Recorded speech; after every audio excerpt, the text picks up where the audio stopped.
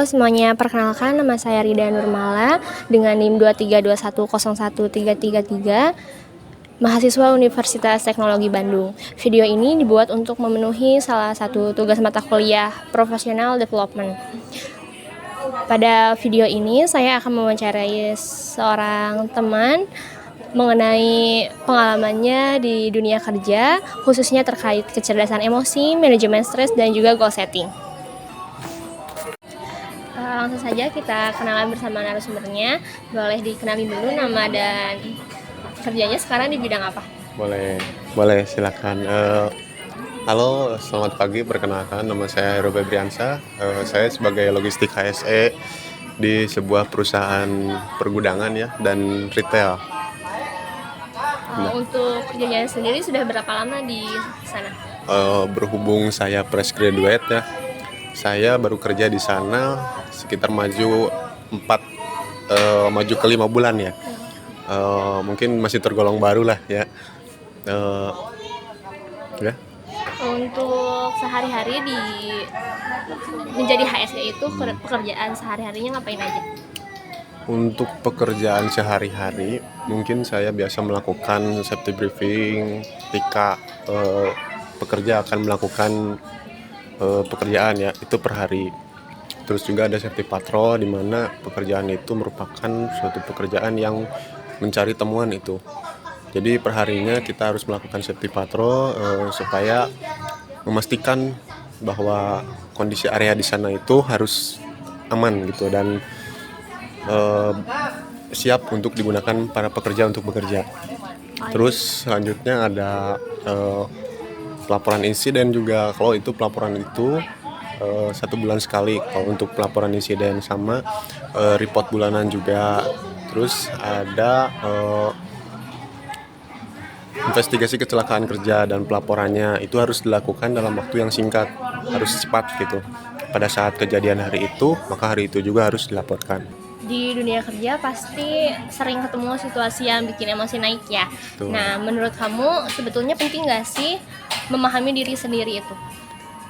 Menurut saya penting karena memahami kondisi diri sendiri itu ketika bekerja itu merupakan self awareness yang harus gitu ada di dalam diri kita sendiri.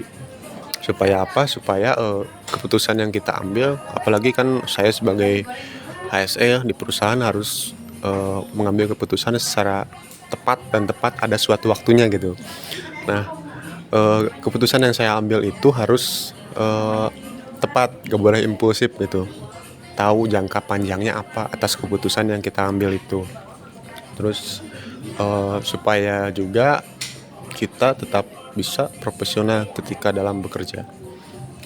Kalau untuk sehari-harinya biasanya sadar nggak sih kadang kita ngerasain emosi pada saat bekerja itu? Biasanya saya sadar ya. Sadarnya ketika saya emosi ya. Kalau emosi ketika saya adanya rasa canggung gitu atau pusing atau gelisah, itu bisa jadi. Terus yang paling kelihatan itu saya gampang marah gitu. Ya meskipun saya disebutnya orang sabar lah sama yang lain ya, tapi tetap aja kalau ketika bekerja terus ada yang bikin kesel gitu, nggak sesuai prosedur, ini kan secara refleks lah emosi kita bisa naik gitu, tensi kan naik kan, apalagi kalau kita sedang ada di lapangan ya, bertemu langsung sama karyawan gitu. Tadi kan bisa dikatakan sama rekan kerja yang lainnya termasuk yang sabar ya. Nah, tapi kalau sudah ke trigger itu, bagaimana caranya untuk bisa mengontrol diri? Kalau sudah ke-trigger biasanya saya coba menenangkan diri dulu ya.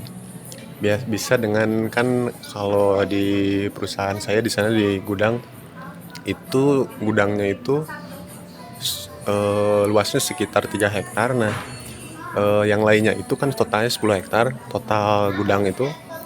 Yang lainnya itu ditanam buah-buahan sama ya pemilik perusahaannya gitu.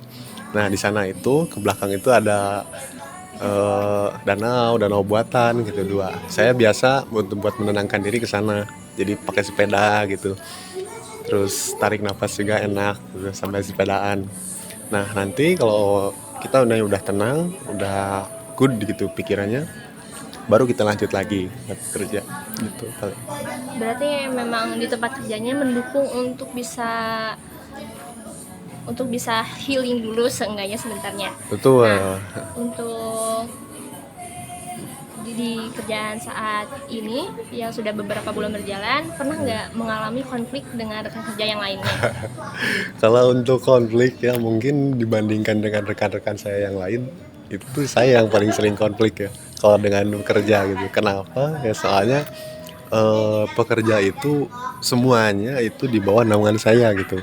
Kenapa? Soalnya bekerja itu mereka harus menerapkan yang saya sebut bekerja aman, cara bekerja aman. Nah, kadang di sana terdapat perbedaan pendapat gitu terkait cara bekerja aman itu. Ada yang lain yang menyebutkan ini benar, ada yang menyebutkan ini benar tapi gak sesuai kalau diterapin langsung di lapangan gitu. Kan biasanya kita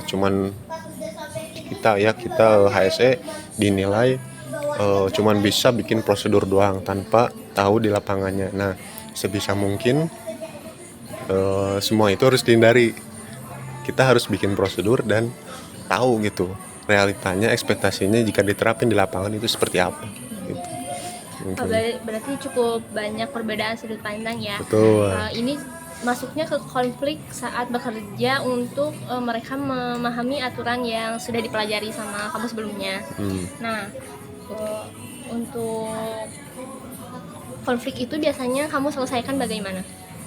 Kita selesaikan secara terbuka dalam artian kita melakukan musyawarah, atau jangan musyawarah ya kayak di masyarakat aja itu bukan ya, kayak seperti kita nge-briefing dengan karyawan. Nah, nanti kenapa mereka gak setuju dengan program atau prosedur yang kita buat, kenapa, alasannya apa.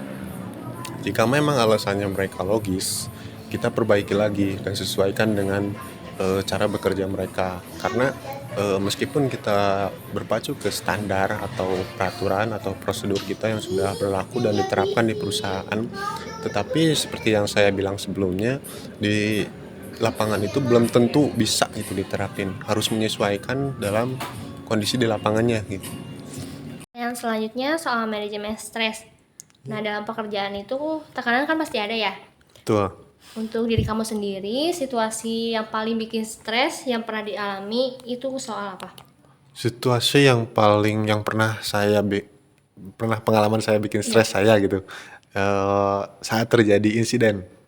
Nah, itu pasti sih setiap HSE itu situasi yang paling bikin mereka stres itu ketika terjadi insiden. Karena itu untuk pelaporannya harus segera mungkin. Jadi di hari itu juga harus segera dilaporkan. Apalagi kalau kita sedang mengerjakan tugas yang lain.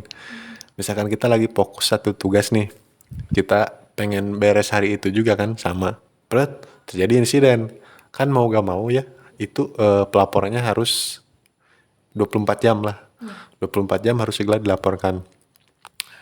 Maksimal pokoknya hari itu juga harus segera dilaporkan. Supaya apa? Supaya bisa untuk pelaporannya juga terstruktur, terus bisa klaim BPJS Ketenagakerjaan juga kan untuk si korban juga. Terus samping itu juga ada sisi kurang lah dari image ke kitanya. Kenapa? Karena HSE ada itu untuk menciptakan lingkungan kerja yang aman, selamat dan sehat ya. Terus terjadi kecelakaan di tempat kerja kita, otomatis kan itu bertolak belakang sama KPI kita ya. Mungkin seperti itu. Lalu untuk pertanyaan selanjutnya, adakah kebiasaan tertentu yang bisa membantu menjaga kondisi kita agar tetap stabil? Kebiasaan tertentu untuk manajemen stres, pola hidup sehat. Kenapa? Karena pola hidup sehat itu bukan hanya untuk stres, tapi untuk kesehatan, terus daya tahan, terus kebugaran tubuh kita juga itu penting ya. Seperti menjaga pola makan, pola tidur. Pokoknya manajemen waktu itu penting ya. Waktunya tidur tidur, waktunya makan makan, waktunya bangun bangun, sempatkan juga olahraga ringan ya. Nah, selanjutnya mungkin ini pertanyaannya di luar pekerjaan ya. Boleh. Nah, sekarang Boleh, boleh. pertanyaannya lebih ke personal. Waktu di awal kerja, apakah sebelumnya sudah ada target atau masih mengikuti alur saja? Sejak awal, sejak kuliah mungkin ya, saya sudah memiliki minat dan eh, keinginan untuk berkembang di bidang HSE ini. Ditambah juga kan jurusan kuliah saya keselamatan kerja ya, atau HSE ya. Terus mungkin saya bisa berkeinginan atau ya berkeinginan ya untuk mendapatkan posisi seperti yang lebih tinggi, misalkan HSE manager atau HSE supervisor. Mungkin seperti itu. Nah, biasanya lebih fokus ke target jangka pendek atau mungkin jangka panjang? Kalau untuk target jangka pendek dan jangka panjang tentunya. Supaya apa? Supaya tujuan saya lebih terarah juga nanti ke depannya. Selanjutnya, apakah sudah ada usaha yang dilakukan untuk mencapai target tersebut? Usaha saya yang dilakukan mungkin mengikuti pelatihan ya. Sekarang kan banyak ya, apalagi pelatihan gratis juga. Kemarin Kemenaker ada ya pengadaan untuk pelatihan secara gratis gitu ya. Banyak lah sekarang mah ya. Terus seperti webinar, seminar, terus ada juga sertifikasi. Sertifikasi ini penting, kenapa? Karena meskipun kita sudah tahu ilmunya juga, misalkan kita tahu ilmu untuk bekerja di ketinggian, nah tetap saja kalau nggak ada sertifikasi itu negara tidak akan mengakui, karena bukan hanya sebatas omongan gitu, harus ada fakta atau bukti tertulisnya gitu, yaitu apa? Sertifikat. Terus ada pengembangan skill juga. Skill pokoknya yang paling penting itu HSE itu communication skill. Kenapa? Karena seorang HSE itu dituntut untuk bicara, ngomong. Pokoknya orang-orang introvert itu gak kurang cocok ya untuk berkarir di bidang ini. Terus yang paling penting juga dan gak kalah penting atau yang paling utama lah saya sebutkan, yaitu pengalaman. Kenapa? Karena pengalaman itu mengajarkan kita langsung nyata gitu di lapangan itu seperti apa. Berbeda dengan pelajaran atau teori yang kita dapat dari pelatihan-pelatihan atau eh, materi-materi di bangku perkuliahan. Seperti itu. Selanjutnya, apakah ada hambatan atau hambatan terbesar apa yang pernah dialami? Untuk hambatan terbesar, bukan terbesar ya, tapi hambatan biasa aja ya. Iya. Hambatannya mungkin adaptasi. Ketika kita baru terjun lagi ke lingkungan kerja yang baru. Misalkan kita baru keterima kerja di perusahaan A. Nah, kita itu untuk terjunnya itu perlu pendekatan ke karyawan, terus perlu pinter-pinter jaga atau baca situasi dan kondisi lah di lapangan itu seperti apa. Terus ya mungkin seperti itu. Nah, ini untuk pertanyaan terakhir, apakah ada saran untuk mahasiswa agar siap masuk ke dunia kerja? Saran untuk mahasiswa, mungkin persiapkan diri kalian aja dari sejak bangku perkuliahan ya. Terus asah juga skill-skill teknis, soft skill semuanya. Karena semua itu gak rugi kan untuk dipelajari, untuk dibawa juga gak berat kan kalau ilmu kan. Terus jangan takut juga untuk mencoba sesuatu hal yang baru. Terus jangan gengsi lah untuk memulai semuanya dari awal. Karena ketika kalian sukses terus menjadi pimpinan di sebuah perusahaan misalkan, atau kalian bikin perusahaan sendiri, itu ilmu yang kalian dapat ketika menjadi posisi yang berada di bawah, itu semua prosesnya penting. Nanti ilmu itu bisa kalian terapkan meskipun kalian sudah jadi pimpinan juga. Seperti itu mungkin. Makasih banyak ya atas waktu dan sharingnya. Sama-sama. Dari wawancara ini, saya sendiri jadi paham kalau dunia kerja itu bukan soal cuma skill, akan tetapi soal bagaimana mengerti diri sendiri, lalu mengontrol emosi itu seperti apa, dan cara mengatur stres agar pekerjaan kita bisa tetap optimal.